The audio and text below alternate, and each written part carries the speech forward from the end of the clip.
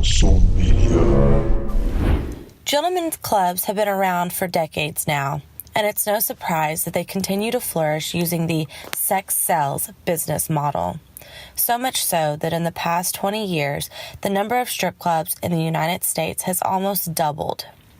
It is estimated that billions of dollars are spent in these establishments every year.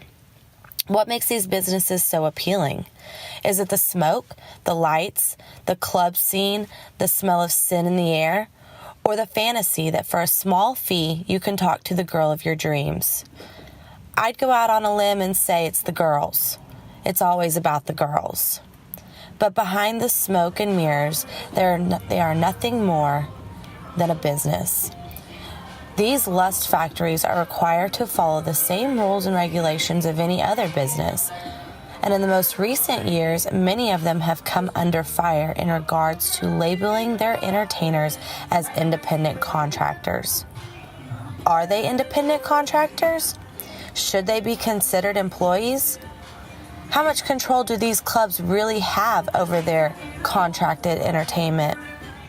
Today I am here at the newest and soon-to-be top gentlemen's club in Oklahoma, Platinum Nights, to talk to 4 veterans in the entertainment industry to get some insight on this controversial subject.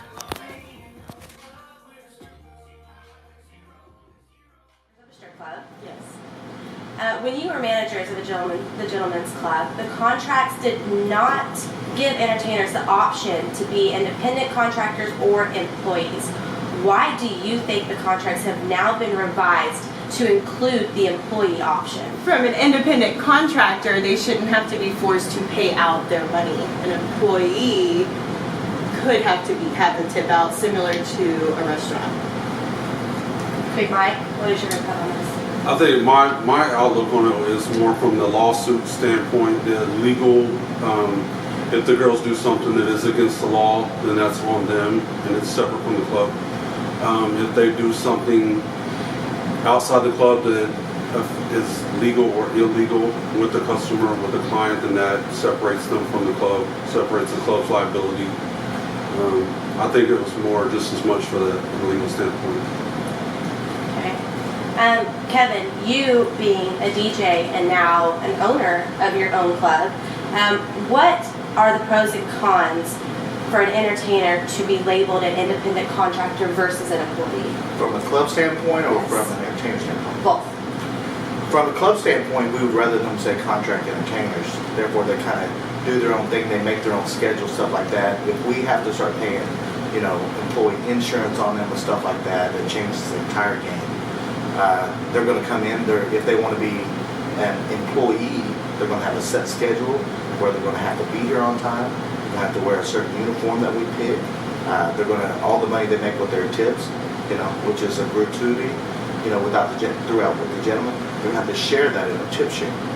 As an independent contractor, they control their money. They pay a house fee where they're going to come in, they're going to rent the club for the night. And they can pay a certain amount at what hour they get here. They pay a certain amount of house fee. All the money they make in tips actually goes to them because they're not required to tip the DJ, not required to tip the door guy, or for any other gratuity. So they control their own money. Therefore, it's a little less paperwork, less liability with us. If she's uncomfortable with the club or she chooses to go in a different direction, she's free to do so. But as an employee, it's a lot different than other ballgame. We control so much more of what they do. Simple example. Catherine, as an entertainer, how much control do you feel like the club has over your daily workflow?